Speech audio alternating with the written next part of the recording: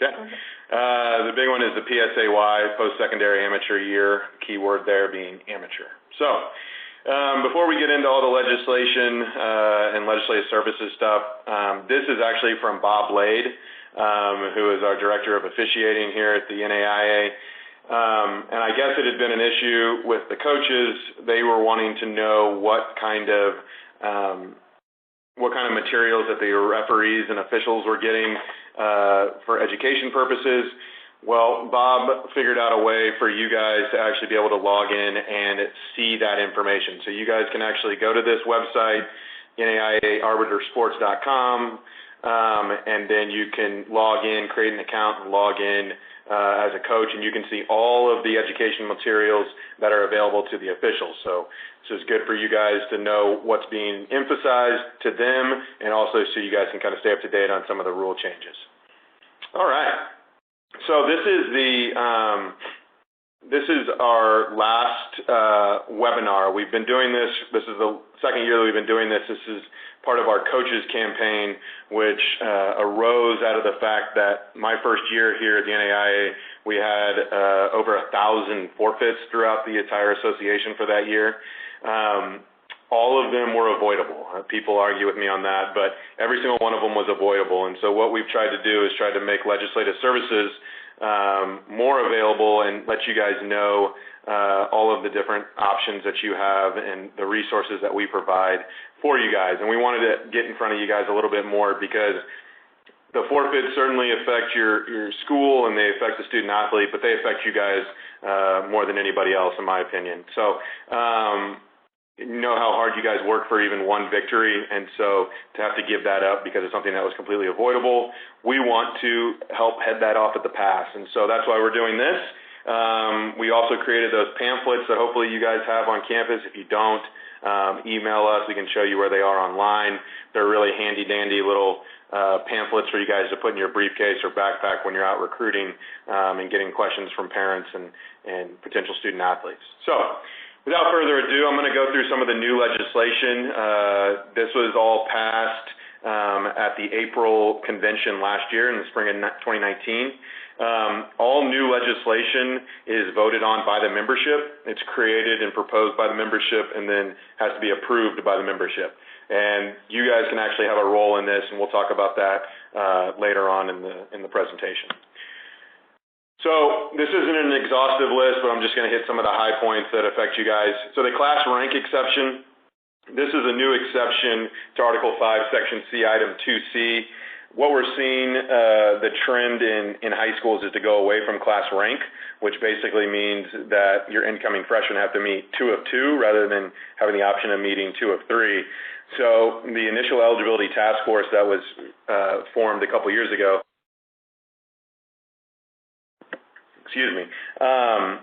wanted to create an exception to this class rank to provide another avenue for those kids that maybe their high school doesn't rank them. So in order to use this exception, the high school cannot rank the students. So if there's a class rank on their official transcript, they cannot use this class rank exception. This exception goes into effect on May 1st, 2020. So don't be worried that, we should have utilized this past year. It wasn't in effect. So it's in effect for next year for all decisions going forward after May 1st, 2020. So to meet this exception, the students have to have earned 9 institutional credit hours and have those 9 institutional credit hours accepted by the certifying NAIA institution prior to identification. So a kid takes some advanced placement classes in high school. You guys can accept those on an official transcript in the summer or even in the spring before they come to you guys, and they can use that to meet the class rank exception. They still have to go through the eligibility center. The eligibility center still needs to review that official transcript, but it does provide them another option. This isn't completely inclusive. They still have to meet one of the other requirements, so either the test score or the GPA requirement. So as we go through this, I'll do some case questions just to kind of drive home some of these new legislation and some of the more nuanced pieces of the webinar. So this is the first one. So Marco graduated from a high school in the spring of 2020 that does not rank their students in any way, and no class rank appears on his final high school transcript.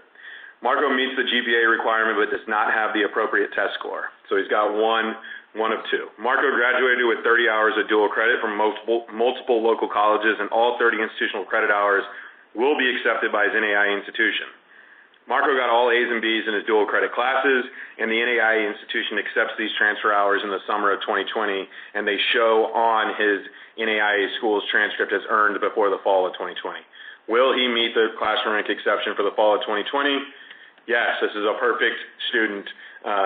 This is a perfect scenario for you guys. So he would meet the exception since he meets the GPA, so he's got one of those other two, and he has at least 9 institutional credit hours with a grade of C or better, and it's been accepted by his NAIA institution prior to the term in which he wants to compete, and prior to him identifying any institution of higher learning. So this is only for those incoming freshmen that do not have have not identified anywhere prior to this. So they have to be C or better. Not all the classes. So in this case, let's say Marco had only passed 9 institutional credit hours with C or better, and the rest of them he got D's. He could still meet this exception. There just has to be 9 institutional credit hours on that transcript that shows that he got a C or better. The second one, mid-year eligibility. This is a good one for you guys, for the spring sports coaches. Basically what this does is it used to be that if a student didn't meet the initial eligibility, they basically were ineligible for an entire year generally. So the initial eligibility task force that I mentioned a minute ago came up with this mid-year eligibility that the membership then adopted last spring. So to utilize the mid-year eligibility, same sort of thing. The student has to have met one of those 3 initial eligibility requirements. But once they get into your institution, if they can prove that they are a quality college student by passing 12 institutional credit hours with a grade of C or better during that first term of attendance, all they have to do is reapply or request an updated decision through the eligibility center, and they can meet this exception. They do not have to have an ineligible decision first in order to meet this exception. So if you know a kid is not going to meet it, you can just get them enrolled in the fall in those 12 institutional credit hours. As long as they handle their business, they can go through the eligibility center for the first time that winter and meet this mid-year eligibility opportunity for those students. So Quinn graduated from her high school in December of 2018 and went to an NAIA school in the spring of 2019. Quinn's high school does not calculate GPA or class rank, but Quinn earned a 1,300 on the SAT. Quinn takes and passes 12 institutional credit hours in the spring of 19 with A's and B's. She never received a determination from the eligibility center prior to attending her NAIA school. Will Quinn meet the mid-year eligibility opportunity even though she didn't receive an ineligible decision from the eligibility center and despite the fact that her first term of attendance was in the spring? Yes. The bylaw does not require that a student first receive an ineligible decision, like I mentioned, and it clearly does not state that the hours must be earned in the first term of attendance, or in the fall term. It just needs to be in the first term of attendance for that student. Therefore, Quinn would meet the opportunity and would need to get a determination from the eligibility center before she could be certified to compete in the fall of 2019. All right. So another big change. And this is exciting, and this is something that basically is making things that have been going on campuses for years and years and years, basically bringing it above board and making it legal now. So the financial assistance bylaw underwent a massive overhaul this past spring. It was a big discussion at convention, and from a legislative services perspective, it's been very well received and has really opened up some opportunities for our schools to help out student athletes in specific situations. So there's 3 main parts, and for all of this new legislation and for everything that you're going to see here, I've written briefs. Maggie and I have written briefs on them and done Facebook Lives on all of these topics. That's all available on the Legislative Services homepage. And we specifically did one for financial assistance, 3 different parts of that, and it is available. So anyway, so the part 1 is all about anything that, well, it's all about what you guys can actually provide. And one of the big things here is highlighted in red, in that red type there. Basically, anything that the school will offer to members of the general student body, they can now offer to athletes without being a financial aid violation. So an example would be if a school wanted to, charter a bus and pay for a bunch of students to go to a road game to support the team.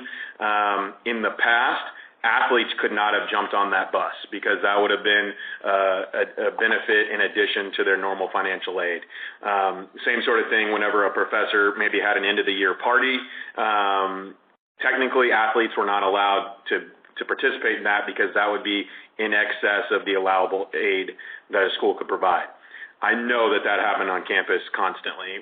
We're well aware of that, and so this is just basically making those types of situations legal now. So anything that's available to the general student body can also be provided to the student athlete. So Apple College has set up a fund to help all students secure transportation home in cases of emergency. Therese is a football player, and his mother was in a bad car accident. Can Apple College pay for Therese to fly home and be with his mother? Yes, because it would fall under that highlighted section that we had, item 1B. And since it is available to all students, then Therese can utilize this program. Like I said, before this bylaw change, this would have been technically prohibited under the NAIA bylaws. So if you guys have any questions about this, before you guys get in any sort of hot water, always call us or email us. We'll be happy to help you with this as we move forward. So the second part of the financial assistance bylaw change is the athletically related expenses. A very, very strict reading of our previous bylaw basically would have said that you guys cannot provide anything to the students. So I'm thinking about baseball. So if you're lucky enough to have a glove deal in the past, that would have been not allowed for your school to provide gloves to your students. Now, this is bringing it back above board and allowing for pretty much anything that's related to athletics, incidental to intercollegiate competition, can be provided by the school. So we included the entire text. I'm not expecting you guys to read all of that right this second, but like I said, we're recording this, we'll post it so you guys can go back and read this in a little bit more depth. One thing about this that is new and a little bit different that I want to highlight is that when your students qualify for something because of their intercollegiate competition, you guys, the conference, or even the NAIA can actually pay for that travel and those expenses related to that type of scenario. So this case question here explains that. John is a baseball player at Wall College and has been invited to compete in the college baseball home run derby after hitting 25 bombs in the 19 season. Wall College plays in the Realms Conference, and the Realms Commissioner would like to pay for John to attend this event and represent his school and his conference. Is this allowed? Yes, as I just mentioned, affiliated conferences are allowed to pay for expenses for identified student athletes that arise out of the fact that they are a member of an intercollegiate team. Here, John earned the right to compete in the home run derby because of his play for his NAIA team, thus the conference can pay for it. All right, so financial assistance part 3.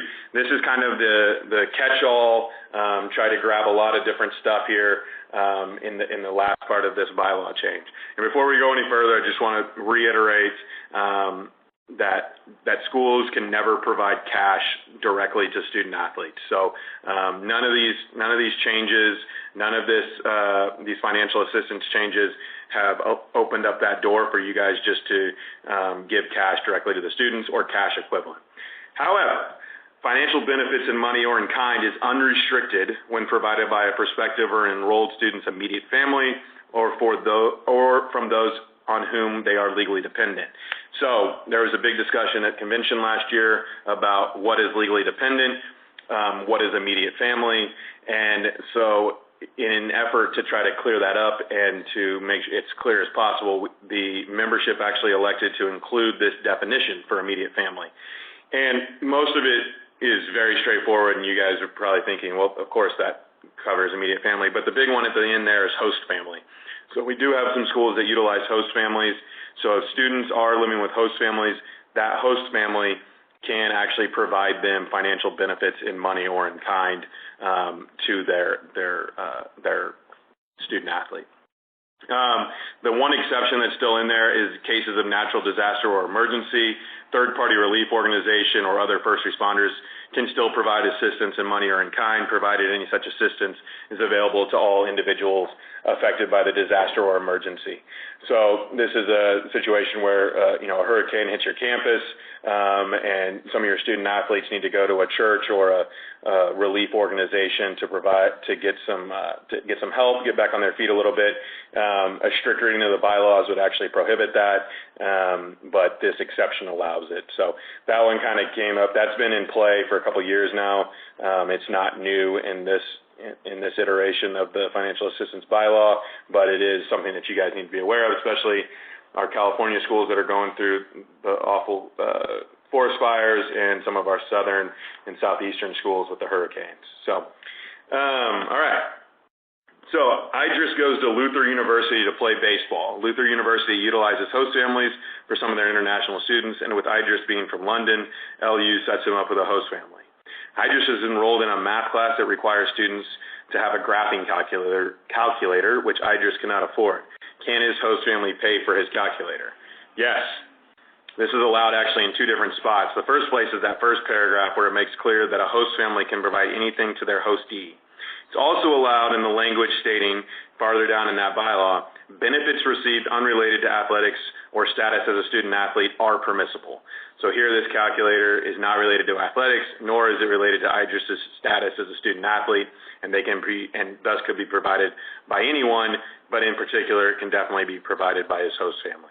So like I said, you guys don't need to worry too much about this, but we do have briefs on it, and if you have any questions as you guys move forward, please let us know. The other one that we get questions about a lot are, can student athletes participate in raffles, or can they, if they got randomly chosen to shoot a half-court shot during a basketball game, 99% of the time they can do that under the new financial aid or financial assistance bylaw. So I'm going to point out a couple of other changes that came down last year, just so you guys are aware. I know with baseball, it can be a big JUCO, a big junior college sport. So one of the things is the associate degree exception to the 24, 36-hour rule. It used to require that the student earn the associate's degree in their first 5 terms of attendance. That has been removed. So that term limit actually has been removed. So it doesn't matter how many terms of attendance that it took them to get their AA or associate degree. They can still meet this exception for that first term of attendance. A couple other ones. So got an email. Really appreciate whenever you guys email us and ask questions that you'd like for us to address in the webinar. One of the emails was about the amateur code and our recognized awards. So recognized awards, a student can still not receive cash or the cash equivalent, but they can receive specific awards, an individual award at an event. So it cannot exceed $1,000 for an individual award, or if multiple awards are granted, it cannot exceed $1,500. So this really comes into play for our individual sport athletes. So looking at juke, track and field coaches, golf, tennis, those types of people. If a kid was to go enter themselves into a marathon, let's say, and they ended up winning it, what could they receive and maintain their amateurism? They could receive a gift or an award up to $1,000 for an individual one, or $1,500 for combined. So that could be a watch, a trophy, anything like that. They can actually get that and maintain their amateurism. This rule only applies when the students are identified at NAIA institutions. When they're not identified at an NAIA institution, or it's in the summer or over winter break, the award bylaw actually defers to the sports governing body for that student. So if you have a golfer that goes back to South Africa and competes in a tournament in the summer, and there's a potential to win, even cash awards or, a car or something like that, if the golf governing body in South Africa says, yes, you can accept that car and maintain your amateurism, that's what we'll go off of. So it's only when they're identified at their NAIA institution, and those limits are per event. So it's not for an entire year, it's not for an academic year or anything like that, it's per event. The day off resolution, this is something that came up from the Association of Student Athletes. It's not a bylaw, it's just a resolution that's in our Constitution now, and basically it says that it's in the best interest for the students to have a day off once a week. So again, it's not a bylaw. You're not going to get, at this time, you're not going to get a violation if you do break that if you're not giving the kids a day off. A lot of our conferences do have a day off rule, but at this time the National Association does not. Wrestling hardship limits changed to 4 dates. You guys don't need to worry about that one. And then the last one is softball frequency of play. I understand that, the fall's almost over, but softball coaches fought hard for this. Basically, they wanted to get 3 additional scrimmage dates for the fall that would add on to their frequency of play. So softball coaches can utilize that. It's 3 additional scrimmage dates. They have to be done before the end of the fall term, and they can only be played on weekends or other non-scheduled class dates. We've got that language in a couple of different frequency of play bylaws, and we always get questions on, what about a Friday? Can we do it on a Friday? Well, if classes are scheduled on that Friday, you cannot host a scrimmage on that Friday for the purposes of this, of IEG2. So if you got any questions about any of that, or if there's any other new legislation that came down that you'd like for us to address, like I said, I've written briefs on almost all of it, but you can always email us and we'd be happy to help. So I want to touch on one thing that changed a couple years ago, which is the unattached criteria. So this happened in the spring of 2018. The unattached criteria changed from the Competitive Experience Committee, and it's just 5 criteria now. So a couple of the things that changed. So in criteria number 1, a coach or representative of the athletic department does not enter the student. That's always been there. The new part of that is or pay the student's entry fee for the event. The purpose being the Competitive Experience Committee that proposed these changes felt that paying for a student's entry was basically entering them into the event, and so they wanted to make that clear. It doesn't matter if you guys pay for a student's entry into an event and then they pay you back, you still paid for them, thus they would not meet criteria number 1. Number 2, student does not wear institutional uniform nor use the institution's name in the event. Pretty straightforward. They cannot represent you guys, so we get a lot of potential violations for wrestling in particular, where it says Joe Blow, unattached, Lyon College, for example. I'm just throwing that out there. It's the first one that came to mind, so nobody at Lyon get mad at me for that. But it has to say unattached, and you cannot use any of the stats for your guys' official score. So if you do have a golfer that maybe isn't in your top 5, still wants to compete, the event allows them to compete unattached. If they go out and shoot a 66, you can't go ahead and say, oh, well, I'm going to use his score now to help out the team. They cannot represent your school in any fashion. Number 3, must conform to the NAIA amateur status regulations. That's pretty clear. Students are number 4, this is a big one, students are academically and athletically eligible for intercollegiate competition in accordance with all applicable NAIA conference and institutional eligibility regulations.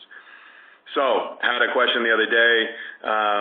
Golfer transferred within their conference. The conference has a 1-year residency period that the student cannot compete. The question was, could this student compete in events unattached? They're eligible from the eligibility center. They meet all these other things, but would they meet number 4? No, because they're not eligible because of the residency rule in the conference. So residency still needs to be in play whenever you guys are thinking about unattached criteria. The last one is, this is new, an identified member of the coaching staff does not provide coaching, evaluation, and or feedback to the students on site and or for the duration of the event.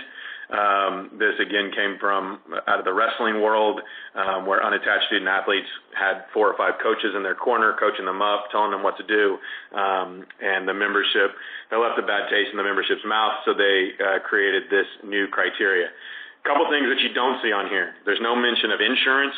There's no mention of travel. There's no mention of housing or meals. You guys, if your insurance company or your insurance provider on campus is okay with you guys traveling unattached students and paying for them and housing them, then you guys can do that. If you guys do that, it would not violate or it would not trigger a student not meeting the unattached criteria. So the unattached rule exception is simply an exception to the season of competition bylaw. So if you want a student, if there's a kid that's redshirting, you want them to get some action in golf or tennis, but you don't want them to lose a season of competition, they have to meet all 5 of these. They have to be certified as eligible. They can't get any coaching from you guys at the event, and you guys can't enter them into the event. So it seems pretty straightforward. It's not, as you guys know. It's really difficult. I can tell you right now, the Competitive Experience Committee is looking at this again.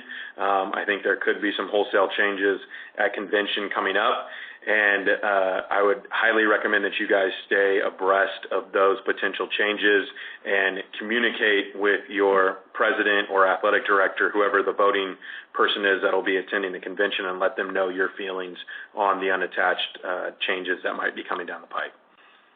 All right, so one thing that we get a lot of questions about is students competing as individuals. So like I mentioned, the unattached rule is an exception to the season of competition bylaw only. So people call us and they say, well, this kid's ineligible, can he golf or play tennis unattached? Well, no, because he's not eligible, so he doesn't meet unattached. However, like I mentioned, we have this Competitive Experience Committee, and for individual student athletes only, they can compete in 2 elite level events while not representing their institution in a 12-month period and not be charged a season of competition. My advice is always, if you have kids that are ineligible, don't let them compete. But I understand coaches are always trying to find that edge and trying to get their kids more exposure and more experience. 2 elite level events in a 12-month period, they can do that before they'd be opening themselves up to being charged a season of competition.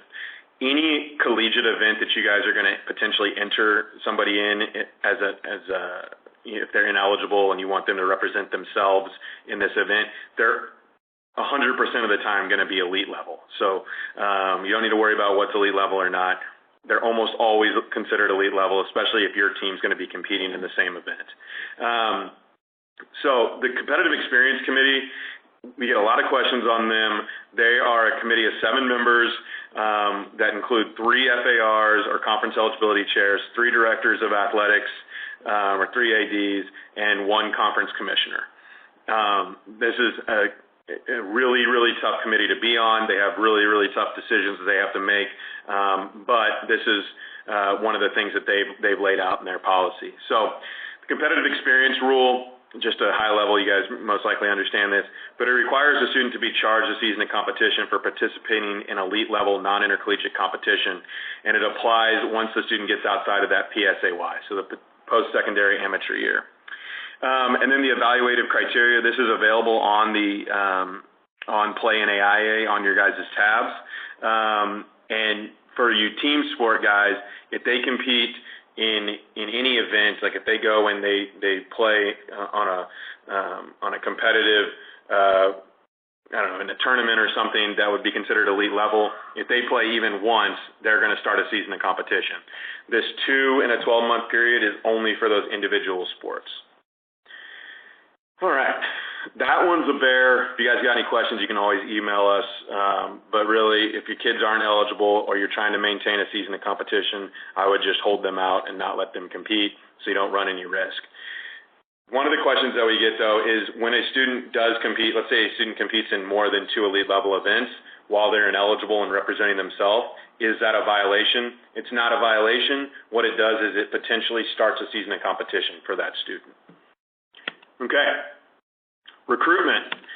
It's pretty easy. Our rules are pretty straightforward on recruiting. High school students, coaches can contact prospective students once they begin high school. I saw that Tennessee had a couple of commits from 7th and 8th graders yesterday for football.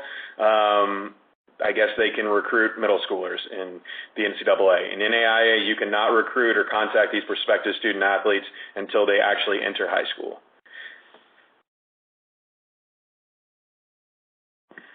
All right, junior college students. So you guys can contact directly. So you guys can directly contact junior college student athletes at the conclusion of the academic year in which the student participates in their first season of competition.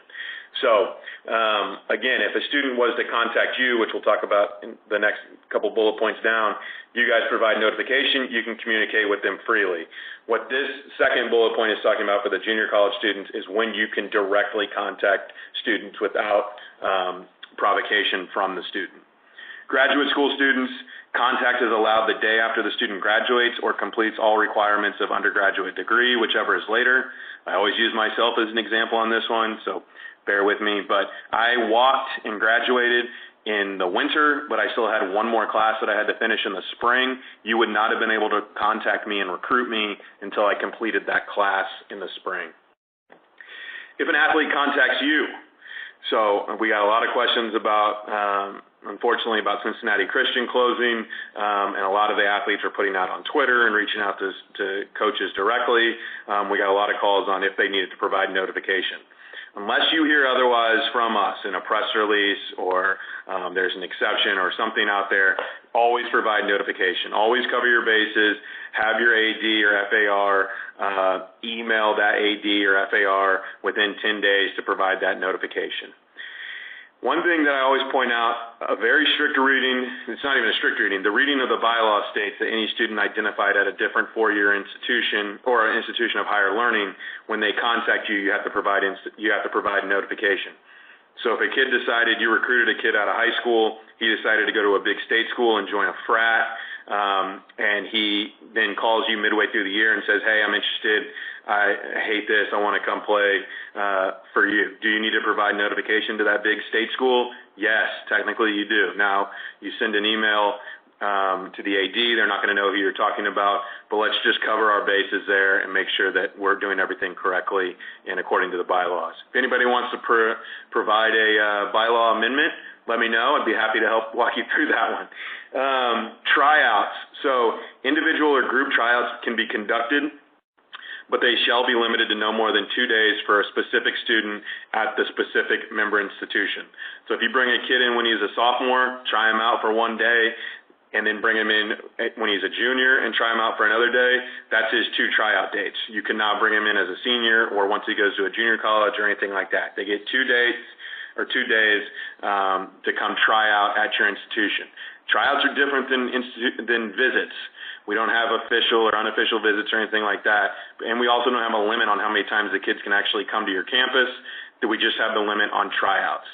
One big thing that changed this past year, which I think is really beneficial, especially for some of our northern schools, is that the campus restriction for tryouts no longer exists. So the tryout rule used to say that you had to conduct the tryout on campus. Which provided some logistical issues for a lot of our member schools where they actually share facilities, or maybe they don't even have their own facility. Where can they handle the tryouts? Now you guys can do these tryouts anywhere you'd like. The reason why I say it's good, particularly good for our northern schools, is as you guys go south to compete early in the year, you can actually bring over potential student athletes and try them out while you guys are on that road trip. In the past, you would not have been able to do that. All right, so to get a little bit more in depth into the providing notification piece, notification must happen within 10 days following the first contact, and you cannot really respond or speak with a student athlete until that notification has taken place. So every now and then we get a call from a coach saying, hey, my cousin goes to this other school. He's calling me and he's interested in transferring, or he just wants to talk to me about sports or whatever. As long as you guys keep that conversation strictly about, family stuff or your relationship outside of athletics, that's okay. But as soon as it transfers into potential transferring or recruiting, something like that, you have to provide that notification and you have to stop talking with that student until that notification is provided. Once notification is provided, you guys can communicate with them freely. So shoot the email off, call the kid right back, you guys can talk at that point. Now, one thing that's been happening that happens a lot with our student athletes is they decide they want to transfer, they go to their AD or coach and say, hey, I want a release. The AD, coach, whatever school says, fine, I'll give you a release. A release, so then the student calls you guys and says, hey, I want to transfer to your school, and you say, okay, well, I got to provide notification before we can speak, and the student says, well, I have this release document, I'll email it to you, can we go ahead and speak? No. A release is only a release to compete immediately. It does not negate the notification requirement. There are two exceptions. One, if a student has graduated and earned a baccalaureate degree, like I mentioned a second ago, and then also the junior college exception once they complete their academic year in which they use their first season of competition. So, case question. JJ wants to transfer from his NAIA school and has let his current institution know. At his request, his current athletic director issues him a blanket release statement that would allow him to compete immediately. JJ calls you, and when you notify him that you cannot speak to him without notifying his current institution, he gives you the release letter. Do you still have to contact his former institution? Yes, just talked about this, right? This type of release could be used to meet the residency exception, but it does not negate your duty to contact his former institution. So, something that happened in October of 2018 was something that's been on the news all over the place is the transfer portal. Transfer portal in the NCAA has no impact on our bylaws at all. So if a kid's in the transfer portal, you still cannot contact them directly. If they contact you, you still have to provide notification, and it does not serve as a release to allow them to compete immediately. Okay? So a couple of kind of hitting some odds and ends here at the end. Financial aid limits. Something that you guys, I would hope would be aware of is that each sport has a limit on how many full ride scholarships they can give out. You guys can divvy that up however you see fit, and only varsity participants count towards that limit, right? Only varsity participants count towards that limit. But there are some pretty easy exemptions to meet, okay? So for your incoming freshmen, so as you guys are recruiting freshmen to come into your school next year in 2020, if you're aware of their ACT or SAT score or their GPA or class rank, you can know who's going to count against your limits before they ever get on campus. So the SAT, ACT score, I'm not going to go through those scores, but you can see it's pretty clear right there. There can be a full exemption or a half exemption. If they meet two half exemptions, it does not equal a full exemption, so that's still just a half exemption. For continuing students, it's really easy. 3.6 cumulative GPA or in the top 10%, or a 3.3 to 3.59 would be a half exemption. So you guys should know who's going to count, and the reason why we lay it out in this manner is to hopefully provide you guys with enough knowledge going into the season so you know who you can play and who's going to count towards your limits and who is not. All right? And there are a couple of notes down there about different test dates and what that score would be for when they actually took the test. So something to keep in mind. Now, I know that a lot of our schools and a lot of our sports, spring sports, they compete in some manner or another in the fall, which everybody has to be certified through the eligibility certificate process. But you guys have to recertify them for the spring, right? So this is something your FAR and registrar and AD should be on top of. But I still get a lot of calls from coaches asking, when can this kid begin to participate? When can this kid begin to practice? All that good stuff. So there's three different options on interterms. It's up to the school to decide on how they want to declare each interterm, and it's due in September, so you can't change it now. The default is that the interterm will stand alone. So basically, the fall ends, you want to compete during the interterm, your FAR or registrar needs to recertify people for the teams for the interterm, and then recertify them again for the spring term. That's when it stands alone. You can also attach it to the fall term, which basically extends the fall term through the interterm session. So they would certify for the fall and then certify again for the spring. If you attach it to the spring term, then it brings the spring semester forward, essentially, or quarter. And they would certify for fall and then certify for spring, obviously. This is in depth. Defer to your FAR and your registrar on this one, but I want you guys to be aware of when students can compete and when they cannot. So, if your interterm stands alone, let's say a baseball player was ineligible for failure to meet the GPA requirement for the fall term, but they will gain enough hours and credit hours, whatever, to bring that GPA up for the spring semester. So they're going to be eligible in the spring semester. If the interterm stands alone, that student can begin competing as soon as they're enrolled full-time in either the interterm or in the spring term and the day after the fall term ends, okay? If it attaches to the fall term, same kid, he's ineligible in the fall, he's going to regain eligibility for the spring. That student cannot compete until the end of the interterm, okay? Same thing as if he's eligible in the fall but not going to be eligible in the spring, they can compete all the way through that interterm until the end of the interterm, which is when they become ineligible and they'd have to cease competing. Same thing for the spring. Attaches to the spring, they can, if they're ineligible, they can begin to compete and practice with you guys or compete as soon as they're identified in the spring term and the fall term is over. We didn't discuss this in this slide, so you guys are getting a little bit of extra information here by being logged in with us. But students, who can practice and when can they practice? Any student that's fully identified with your institution can practice. As soon as they're not considered a prospective student athlete anymore, they can practice with your team. That means that if you are the softball team and you want to have members of a fraternity or something come play against the softball players or practice against them, you can do that. You don't have to certify those frat guys or anything like that. They can come and practice with you guys as long as they are identified at the institution. What happens, though, is kids enroll part-time. When they're enrolled part-time and they haven't identified at that institution before, they cannot practice until they're actually enrolled full-time. The other caveat is, say a kid is identified in the fall term at your institution and then goes part-time in the spring, that student can still continue to practice with you guys in the spring because they're not considered a prospective student anymore since they identified with your institution in the fall. So little in the weeds there, but we're getting a lot of questions right now about when kids can start practicing, when kids can start playing. We have a ton of briefs on all of this sort of stuff on the website that I would encourage you guys to read. All right, so some odds and ends here, and I'm going to let Maggie take this over and talk about medical hardships. Basically, medical hardships, I was talking to a guy this morning about them, they come directly to legislative services, directly to Maggie and myself, and we have to apply the bylaw black or white. It's the only thing that legislative services can do without membership involvement.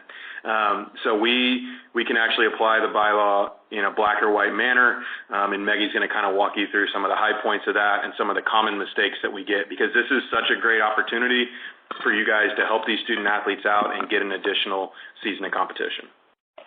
Yeah, so medical hardships, they only grant back a season of competition, not a term of attendance. So that's a common misconception about medical hardships. So they're only granting back that season. The student would still be charged that term of attendance. So it's however many terms they have left before their eligibility runs out to use that season of competition if they're granted it back. So that must involve an injury that's outside of the student's control, and it should incapacitate them for the season. So it has to be considered season ending for us to grant that medical hardship. And then there are limits for each sport, and it's based off of 20% of the frequency of play limits. So they have to meet those limits for them to be granted the hardship. And then the injury can't have occurred in the last regular season competition or postseason. So that's another big one as we are getting into those fall postseason. And then, let's see. So we have an example one that we'll kind of walk you through here on the next slide. And the last bullet point there is hardships are only applicable for intercollegiate competition. Yeah, and that's a good one to point out. Without doubt, we'll get a medical hardship request from a baseball player that got injured during the summer in a summer league, and we have to deny those on its face. It's only intercollegiate competition. So in Section 3 of the medical hardship form, this can be found under legislative forms on our website. And once you submit that, it comes like Lindsay said, directly to legislative services. So that first section, or section 3, that's where you list all those competitions that the student competed in. And I will say we do cross-check all of those stats. So if usually the safest bet, if your sport reports on DAC stats, that's where their stats are, then we're going to cross-check DAC stats. We're going to cross-check your website. If you don't report on those, then we have other websites that we check. So just be very clear. I would always encourage you to check with your SID too as you're reporting those stats there to make sure that they are the same on the website as they are on the hardship request certificate. And then another thing to note about that section, so it kind of relates down to section 5, but the student cannot have competed in a competition after the doctor recommended no further competition. So that's a big one that will negate the hardship. Just make sure that it's signed. We do get some that aren't signed by the AD or FAR. And then down in section 5, this is where most of the errors occur and where we have to deny a lot of these hardship requests because of this section right here. So this has to be filled out by an MD or a DO, so not a nurse practitioner or anything like that. It has to be MD or DO, and that doctor has to see the student athlete within the season that they get injured. So that's a big one. They can't have been injured and then go back and see a doctor later, and those dates don't align. So it needs to be within the season that they got injured. And then the big one is number 4 in section 5. So that's when the athlete will be medically fit to return. So number 1, that has to be outside of the season. So that's what qualifies it as season ending. And then that date also has to have a month and a year. So it can't be TBD or after further evaluation we will determine this or any of those things. It has to be an actual date. And then we also listed those limits, contest limits for each sport out on the side. So if the student athlete, we've seen a couple scenarios where they just played maybe one snap of the third game if they're football or something like that. If there are stats recorded and that student played in that competition, we have to deny it on its face. So those limits are pretty black and white there. Yep. Couple things that I'll throw in there is that as you guys get closer to the end of the season, I think it's imperative that you guys kind of sit down and think about, okay, who's been down, who's had a season-ending injury, and have they been seen by a doctor? This is the easiest thing and the easiest way to get a season of competition back. And if a kid doesn't meet, if a situation doesn't meet the hardship requirements, we have to deny it. You guys can then request an exception, but it goes to the NEC. And so the National Eligibility Committee, it's in their hands. So each case is different. They're not going to grant it if it's over the contest limit. They can be a little bit, what's the word I'm looking for? They can be a little bit receptive to being seen outside the season, but even that, you're putting that in their hands. The best thing to do is sit down with your training staff, sit down with your assistant coaches, and figure out who's been done the whole year, who's been charged a season of competition, and see if you can get that season back.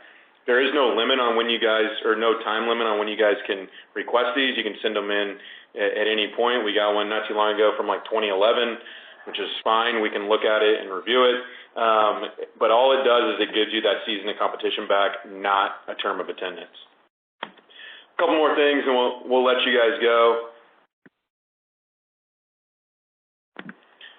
So last couple things. So these are some of the resources that we have available for you guys directly from Legislative Services. So hopefully you guys have all read, cover to cover our policy and handbook, but I haven't even done that, so I'm sure you haven't either. But there's a lot of gray area. So there's stuff that we try to cover all of our bases, but there's situations that arise where we need to go to the National Eligibility Committee for interpretations. So we actually have an interpretation library that houses the majority of those interpretations, and you can find that directly on the NAIA.org website. It takes you to a different website, but it is available for you guys. Those are binding. So you see an interpretation on there, covers the situation that you're trying to get an answer to. You can take that just as if it was a bylaw. Second thing is the Learning Center. So this is something that we rolled out last year to a pilot group, and then this year it's available to everybody in the NAIA, in particular head coaches, FARs, registrars, athletic directors, and compliance personnel. If any of you head coaches haven't gotten access to the Learning Center, we've sent you guys emails, but understand things get lost in the wash. Email Meggie or myself, and we'd be happy to help get you guys signed up for that. Basically, it's a collection of courses. They're easy. They're relatively short.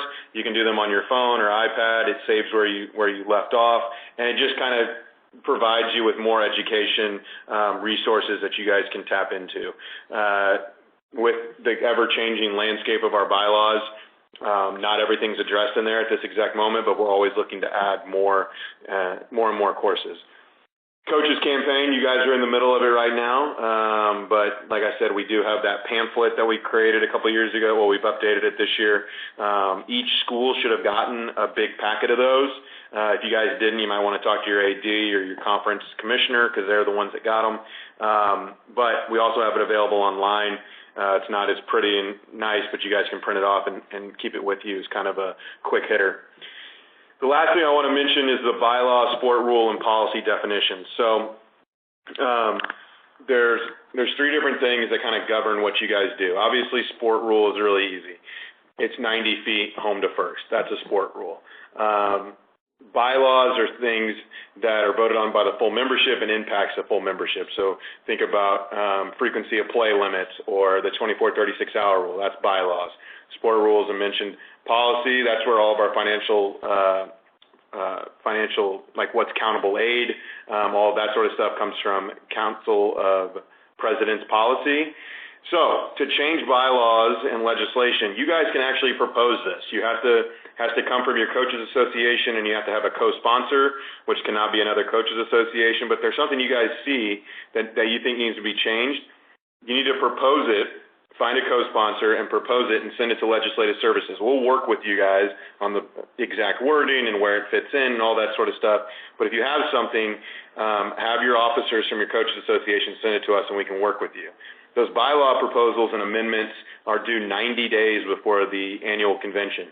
So basically, the easiest thing to think of this year is get them in before the holidays. Our convention is moved up this year. The deadline's January 2nd, but just think about getting them in before the holidays, and we can work with you on finalizing that language. Sport rules, you guys do this through your coaches association, and then the National Administrative Council has to approve those sport rule changes. Talk to your champs manager about that. Policy can only be changed by that council. So if you guys are mad that, certain things count for countable aid, you're going to have to go talk to your president and see if they can talk to the council of presidents to get that sort of stuff changed. Policy is really hard to change. I haven't seen it happen very much. Bylaw legislation, relatively easy to change, but it has to be voted on by the full membership. And then sport rules is kind of, I'm not quite sure. I'm not an expert on that one, but it looks like it would be pretty difficult. So that's pretty much it. This is our direct numbers. We sit and man the phone line and the email all day long. If we don't answer, leave a message. We'll give you a call back as soon as we get an opportunity. Maggie, do we have any questions on the chat? No questions on the chat. I guess we'll go ahead and call this off now.